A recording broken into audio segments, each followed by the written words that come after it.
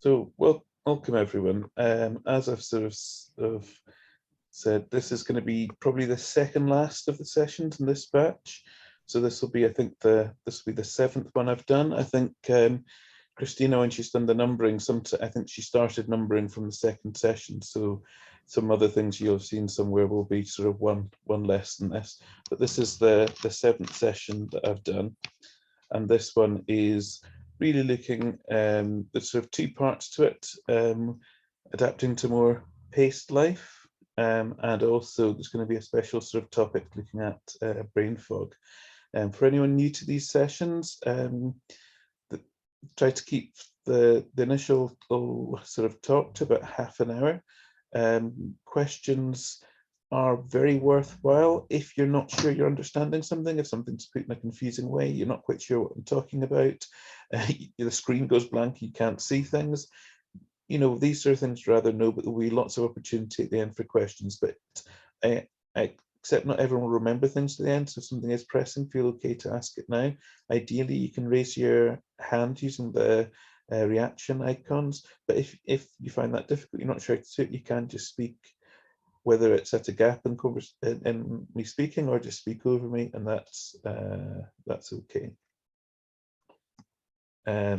So this is just giving a quick overview of some of the things we're sort of going to be looking at today. So my name is Ben Wickens. I've got ME, coming up to my 11th year of having ME, and I got COVID last January. So I've had about 15 months of dealing with long COVID symptoms in addition to ME. These sessions and kind of looking at aspects of pacing, which I've been dealing with for a long time, both as an individual and also supporting other people through Stockport ME Group, a charity which I've been co-chair of for 8, 9 or so years, quite a while. And I've also been involved in a research project that I've helped to design and deliver along with Workwell Foundation and Physios for ME, University of Liverpool and others, looking at heart rate monitoring for condition management for long COVID and ME. And within that, I've had to do some one-to-one supporting of people. Often that's been about technical aspects of using heart rate monitors, but it's also covered a sort of broader gamut of things as well. So I'm going to start off, long before I got ME, I was a person-centered counsellor. So I've been very influenced by the works of Carl Rogers. And when I was a psychotherapist, what would often happen is that people would have issues in their lives. They would have maybe belief systems that weren't really very healthy, but it often didn't matter that much until something happened in their lives, like a big event or something like that, like long COVID can be, that just made big sort of changes that made sort of like their old sort of ways of looking at the world and those belief systems irreconcilable with the realities that they're facing. So and I think this is something that's been very sort of true for a lot of people who've had ME, a lot of people with long COVID, where issues that they may have had can get in the way of actually accepting and loving the person that they are today. They might have certain values around work ethic, around exercise, around a wide range of things. And sort of long COVID has kind of pushed the reality of that very, very far away. And it creates a lot of issues, and it can create a lot of resistance in terms of making the changes that we need to make to be healthy and look after ourselves. Sometimes it might be people not pacing when they know they should, because there's something that kind of gets in the way of it. And a big part of that is accepting change, not that the change is forever, but that the person that you're now today might need you to do things a little bit different. And this is sort of a flashback to a slide I did sort of a couple of weeks ago, highlighting that, you know, if you suddenly lost your eyesight, if you fell over and injured your arm, you might need to do tasks that you just take for granted very differently. And the same can be in terms of adapting to having post-exertion malaise. You may need to look at tasks in different ways, and quite often a lot of tasks we do very automatically, like driving, it's very hard to actually think how you drive a car. I've not driven for 10 years because I'm no longer safe to do so. But a lot of these tasks that you just very much sort of do without thinking about it, we've done in the way that worked in the past. But that might not work now with our sort of current sort of levels of sort of functioning, how we have to manage our energy and how we need to do things sort of differently.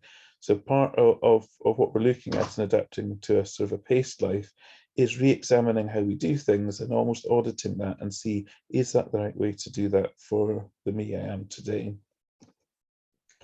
And what worked before might not always work now. It's quite hard to be open to these changes, be open to ideas that it might be that the job you're doing now doesn't need to be the job you do. You know, friendships that you have don't need to be the friendships that you have, or the way those friendships work don't need to be the same. Responsibilities that you have that might be in work, they might be in your home life, they might be in the community. It may well be that they don't need to be done by you. I've had quite a few careers over my life. One of my earlier ones, I was a legal trainee, and it was a very stressful environment where lawyers were very, very, very busy, and there was a lot of work to do. There was phone calls every minute almost of every day with people stressed, harassing people for things to be done. There was big piles of things to be done.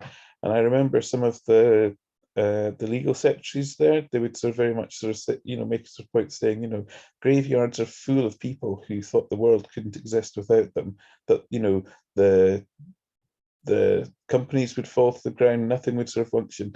But actually, quite often when people do die, things kind of carry on much better than people maybe would think they would. And just try to remember that actually things don't always need to be done by us. You know, we are, I don't mean replaceable in the sense of not being of value and not being important, but replaceable in the sense that if we don't do something, somebody else can. And one thing that I think we kind of look at the internal language you use when you speak to, when we think about problems, quite often there's a lot of like resistance language or absolutes where it's like can't, I can't stop working, I must do this.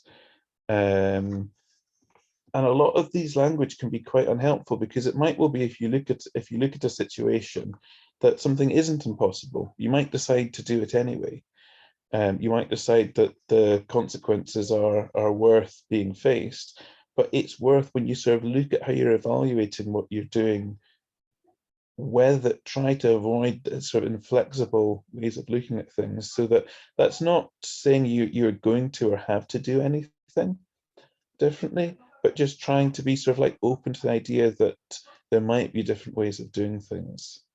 And so you consider them. So for instance, it's quite difficult for me not to walk my dog because she needs walks, but it can be that my wife does it more. It can be we hire someone to walk her sometimes. It can be we give her sort of stimulation toys that can sort of satisfy her so she needs less walks. There's changes that can be made, bigger gardens, all sorts of things that can be made that are maybe not obvious, maybe not easy to changes to bring about, but there are quite often changes that can be made. And sort of inflexible language, when we're kind of looking at problems within ourselves, can make it very hard to actually bring about those changes. A lot of adapting to more paced life is kind of, as I was saying, getting beyond the short term. When we've looked at problems before, I was very much encouraging people to look for easy wins. So there might be something like you do that's exhausting you and you don't need to do it. Well, maybe then just stopping that makes sense. But there are a lot of issues where it is more challenging. Work, family responsibilities can't just suddenly be stopped. And that's kind of what we're looking at adapting to sort of paced life, is trying to get beyond the short term sort of quick wins and trying to think about what changes we can make for the better. And it's really about trying to match your activities, goals and commitments to the you that you are today. Hopefully tomorrow you'll have a bit more energy and more energy the day after, but trying to make sure that the demands that you put on yourself for today are appropriate, and trying to bring about changes to sort of take some pressure off. Um, we've before we have talked about a lot of challenges, and it is really important to look at recruiting and training family and friends, and it's not easy, and it's not the same one answer fits everybody. Um, but just to give sort of simple examples, if you need to go and rest, and there's family, there's children coming in and jumping up and down on you, you're not going to be able to rest then. So you have to find a way of working with the people around you to enable, as well as possible, you to kind of get the rest and pace as effectively as possible. And it's really tricky to do, and it can require some difficult conversations, and it can sometimes take quite a long while to bring about those changes in place. And it's not always possible. Some people won't listen, some people won't change. Sometimes it can take lots and lots of times of trying. I think with those who love us most, it can be the hardest to accept the change. I think for an ill person who needs to rest and pace, inevitability almost requires us to accept it to some degree. If we don't, we get incredibly horrible symptoms. We can't do a fraction of what we could do otherwise. So it becomes almost something that we just have to at some point come to terms with. But it's a lot harder for our family because they're not faced so much with that need to accept it, and it is very hard sometimes to get family to understand and accept that we are ill, that we need to live our life differently, and we need some adjustments made in activities that are like family activities that we're sort of involved in. So I don't really have a simple answer for how to do this, because everyone's got different family and friends, and the extent to which you can train or educate it is different. But I think all I would sort of say is it almost always will need to be done at some point, unless you're a hermit and live on your own without contact with people. You're going to have to find ways of managing those interactions in ways that actually works with your health needs. It's not easy. A key sort of stage when sort of adapting to pace life is trying to sort of plan your days and weeks that you have appropriate amounts to do each day and each week.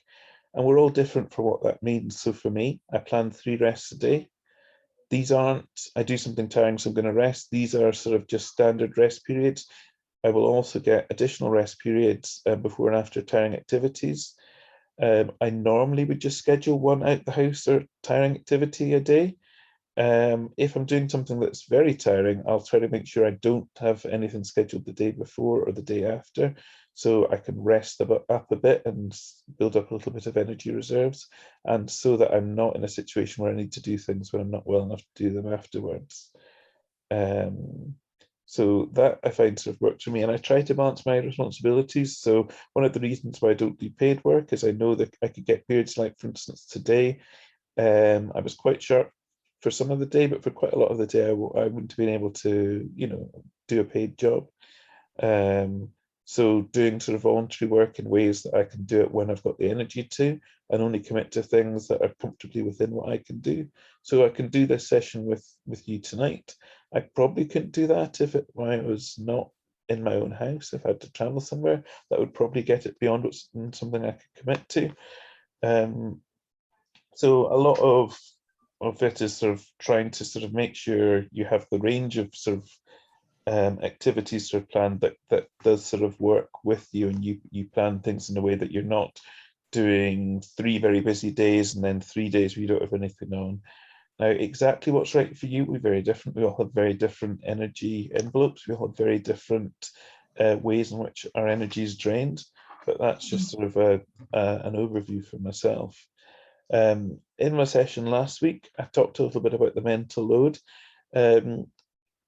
Sort of the idea that there's a lot of things that we do that drain our energy that we're not really aware of, and they're not given credit for. There's a lot of jobs done about the home that often, but not always, fall to a woman in a household, whether it's sending out holiday cards, stocking up items in the house, researching what's going to be safe household products, making sure the needs of the family are okay, making arrangements for meeting up with friends. There's a lot of duties and responsibilities that are passively taking up energy, but are often not really thought about. Um, and it doesn't need to necessarily be you who does all these things. It might be there's other people in your street, in your household, in your family that could actually take on some roles that you're doing that enable you to spend energy in different ways. Um, I'm not just looking at the sort of the invisible load, but the broad range of things that you're doing. Um, a lot of things can basically sort of reduce the energy that you have because they involve energy, whether it's sleep problems, other health issues, just things that you need to remember passively that when you were well, you just remembered them all the time. You remembered everyone's phone numbers, you remembered everyone's birthdays, and now those things take effort and they take energy. So looking at ways where you can actually be doing less, because you think we all have an energy envelope that's only got a limited amount of energy.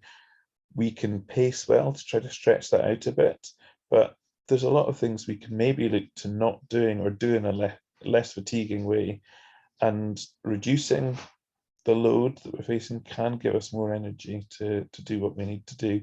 It will be unique to us individually. Some people might find with, for instance, emotions, if I experience quite strong emotions, that really affects my energy levels. Even happy emotions, they just take up a lot of energy. Other people, that happens less to, so they don't need to think about that so much. And next week, a lot of what I'm going to be looking at for what I think will be the final of this group of sessions is setbacks and relapses. Now, the Bateman Horn Centre, they've put together a free sort of PDF ebook of about 40 odd pages looking just at this. And it's a really good resource. I'd highly recommend it. But what I would say is you don't want to be reading up on crashes and relapses when you're experiencing one, because it's very hard in that situation to process information.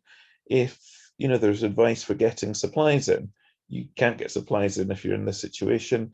It's things that it includes a lot of things that do need to be sort of done in advance. As I'm going to talk about it next week, I don't want to say too much today, but I would just sort of say, even if you do a very, very good job of pacing, there can be setbacks that you experienced. You could get another illness. I got a bug just before Christmas, and it took me about 2 months to properly recover from that. So sometimes it can be something that's beyond our control, and having things in place. So in my case, I've got a shower chair, so if I need to, I can use that for a shower.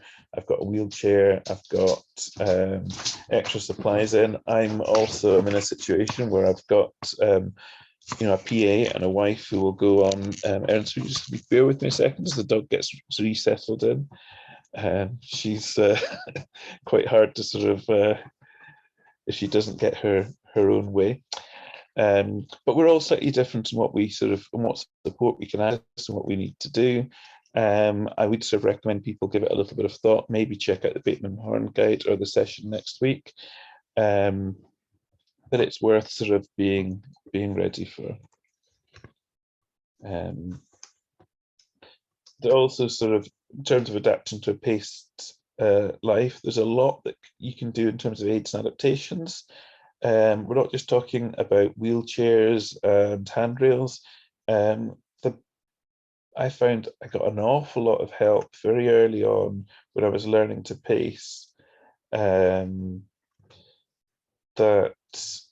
I used just like an egg timer, just a sort of little timer, and I found that was a really good way of timing. If I was doing an activity, I was trying to do some paperwork, when the egg timer went off, I stopped and had a rest, then I would time that rest with the egg timer.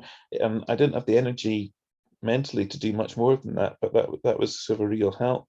You can use mobile phones or Alexa or similar sort of voice activated devices for similar sort of purposes. You can use post-it notes. There's lots of things that you can do to assist not just your mobility, but so that you're less dependent on memory. I find my memory is now terrible, and trying to remember things is exhausting. So the more I do things in a way that's not dependent on my memory, then the less likely I am to fail and not do it properly. And also it can do things in a way that takes less energy from me. So I use lots of aids and adaptations, and I also try to do things in a way that doesn't require things that I can't do very well. And that's sort of an overview of some of the aspects of adapting to a paced life. There's a lot more to it than this, but it's a marathon, not a sprint. When you're making adjustments, you don't need to make all the adjustments at once. It might be you sort of look at it and think, well, I can do a couple of changes within the family so that maybe we can arrange when I need it. I can have a little bit of rest where I'm left alone, but I'm not going to try to change, who orders the shopping. I'm not going to change who cuts the grass. I'm not going to see if I can get something else done, but make whatever changes are sort of right for now, then just try to sort of revisit it as needed. It's very difficult adjusting to not having as much energy as you want, not recharging that energy as quick as you want, and just having restrictions on what you can do and having to do things in different ways. So it's not a sort of an easy and quick thing like some other tips are. It's kind of a gradual process where over time, hopefully, you can get better and better at managing the condition. Now, I sort of want to look at brain fog. Brain fog, it's a topic that a couple of people asked to sort of have a bit more on, and I think it also ties in quite well with the topic. So brain fog, it's kind of a word that there's lots of different things that people mean by it, encapsulates quite a few concepts. I've kind of shown those in the right from an academic article I thought captured roughly what we think of as brain fog quite so clearly. One thing I'd say about brain fog, and this is true with ME and long COVID, it's not just PEM that can cause brain fog. There's other things that can cause brain fog. So it can be worth really looking into what those other causes might be. It might be sleep issues, might be dysautonomia, might be cardiac issues. There's lots and lots of issues that can contribute to brain fog, although I don't really know anybody who there's very, very few people who experience PEM and don't have some amount of brain fog. I find with myself that the better I pace and rest, the less my brain fog is, but it never goes away entirely. It's always there to sort of some degree. It's always something I need to manage around, but it can vary massively between being a mild restriction, being something that, okay, I'll be sharp for 10 minutes and then I'll be less sharp. So it can vary massively, but it's always there to a degree, so I can potentially read a complicated document, but I can also potentially get on the wrong bus. I can potentially read a very simple email that says I cannot do this and think it says can. And many of us are capable of some of these sort of mistakes and issues. So in terms of adapting to brain fog, lots and lots of research is coming out there suggesting that we're not actually as good at multitasking as we think we are, and actually multitasking can actually pose a much greater strain on our energy that when you have PEM than people might be aware of. So trying to do just one thing at a time makes things a lot easier.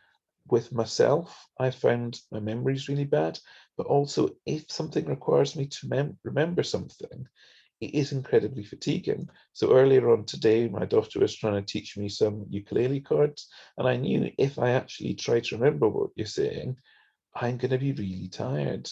So I just sort of said, look, I'm not going to remember this, and didn't try. And I think we're not all the same with this. Some people can still remember things without it being fatiguing, but it's common that it is. I think when you experience brain fog, often overstimulating activities can be a particular problem. That can be the same with environments. If there's a loud or very busy environment, that can be very, very stimulating. I've been into sort of children's soft play centres, and within about 5 minutes of being in a child's soft play centre, it takes me about 8 hours to recover.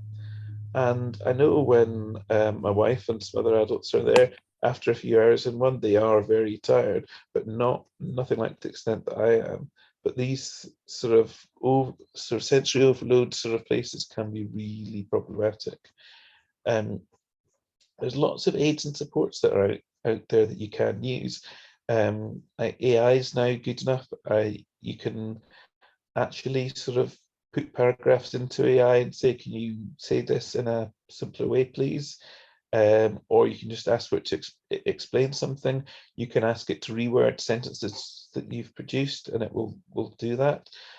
Sometimes when I'm writing, my sentences come together all garbled in a way that doesn't make sense. And what I found surprising was when I put that into AI, it came back making sense. Not just, me thinking it makes sense, but actually, when I was feeling a lot sharper checking through, it's like, that's exactly what I was trying to say. Some people use sort of text to speech so that because they find if something is spoken, they can understand it better, so they can get it to their emails or read out to them. There's a lot of things that you can do that can actually assist. Um, on the right, I've got the picture of someone who's blindfolded. And what I'm really trying to capture there is that when you're experiencing brain fog, it doesn't mean you can't do things, but it does mean the way you did them when you didn't have brain fog might not be right anymore. So it can be like learning to do things again. So often it's easy to think, oh, I can't do something because the way you used to do it doesn't work well. But actually, there can be some positives too. Just to give an example, most people, not with long COVID or any, but most people struggle to read something that's complicated, and we might not really be that aware of it. But if you're trying to write something in a way that's simple for you to understand, other people might be better at understanding it too. There are a lot of things that can actually, if you have brain fog, you might be able to do things in ways that have some advantages. If it's simpler for you, it's simpler for whoever is receiving it. I would encourage, it's very easy to judge yourself on the old you, but we're never, we're always in a state of change. We're not the person we were yesterday or a week ago. And trying to sort of be kind to ourselves and accept our limitations as just a part of us can really make a difference. I found I do need to watch what I do. There's a lot of things that I love doing, but I find too stimulating. I just start thinking about them when I'm not doing them, and it just becomes things that aren't really safe for me to do. So I've stopped doing them. Don't make out that's easy. There's lots of things I really enjoy doing that I don't do anymore, but it's a sort of a price that just enables me to focus on other things that I enjoy and not be in a position where I'm overstimulating myself, where my brain fog's increasing, where my level of functioning reduces. Um, I would sort of stress, if we look at the sort of person with the blindfold on, they're obviously not going to be safe in that current situation, driving the car or something. And I think it's very easy to just do the things you would normally do.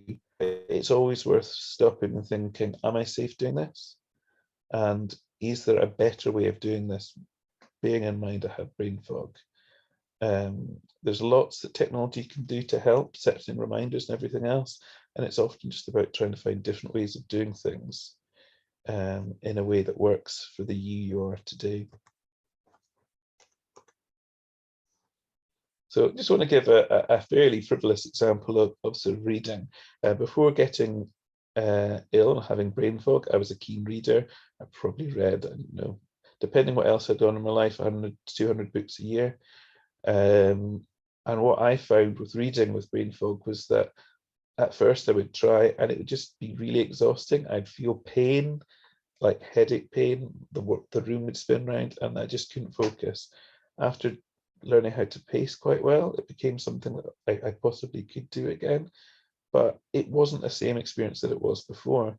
I had to change the books I was reading. So I used to read a lot of sort of literary fiction. I still read some literary fiction, but it's not the more complicated, long-winded stuff. I'm more likely to go for short stories. If I get confused and forget who the characters are or forget what's going on, I'm not abandoning a book halfway through. I'm abandoning a short story partway through, and then I can go into the next story. The same with poems. I read quite a lot of books of poetry, and again with that, if something stops making sense or I forget something, it doesn't matter. I can reread it. I can go into the next one. I've also found I need to change when I read. I used to do a lot of reading last thing at night, and I'm often not sharp then, so it's not the best time to read. I'd often read in quite busy environments, might read whilst family members are watching TV or my daughter's running around. And I now just read when I'm on my own in the quiet. I find I use Wikipedia and other sites to remember plot and characters, because otherwise I get confused and forget who's who. So things like that can help me a lot. And sometimes I look at reviews and that can help explain things I've maybe got confused about. It does sometimes mean I find out who done it at the end of something, but I found it just enables me to enjoy reading in sort of different ways. I also, make sure I take lots of breaks, much more than I would sort of normally. I'll try to check in my focus and how fatigued I am. Particularly if I'm reading something that's quite compelling, I'll make a point of just stopping and thinking, do I need to have a rest? And I'm not always able to read for pleasure. I might go through a week, 2 weeks, a month, where I'm just not well enough to do it. And I just kind of need to sort of let go of that and be okay with that. Because otherwise, if I try to read what I'm reading, it'll stop making sense and I'll just end up not being sort of fun. One sort of challenge I'd like to make for people to consider themselves is brain fog. It can be, it's just something awful you've got to deal with, but it also can be an indication, a warning that you might be doing too much. So it's just a challenge. You can do this or not do this as you wish. When you're experiencing brain fog, your brain fogging is increasing. How much is that is something that you should be striving through? And how much is it, somebody tapping on the shoulder saying, maybe you're doing a bit too much. Maybe you need to stop and have a bit of a rest. I've certainly found with myself, there's times when I've got something that just needs to be done and I have to sort of power through, have caffeine, etc. But quite often at the same time, my brain fog is much worse and it's much more present when I'm overdoing things. And it's kind of telling me, actually, I need to do less.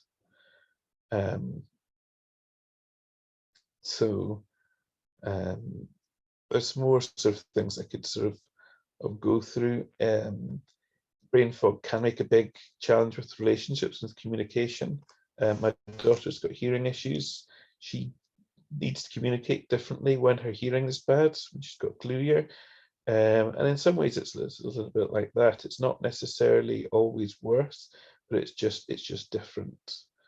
I have found with leisure activities, sometimes it's easier to do something new or a variation of an old hobby rather than trying to do the same thing I used to do, because it hits problems around brain fog or other aspects of PEM where it's hard to do something I used to like doing when I have to do it now in a very different way. So it's sometimes easier to do slightly different activities than those I used to do, rather than trying to do the old ones and hit problems, because the old ways don't work.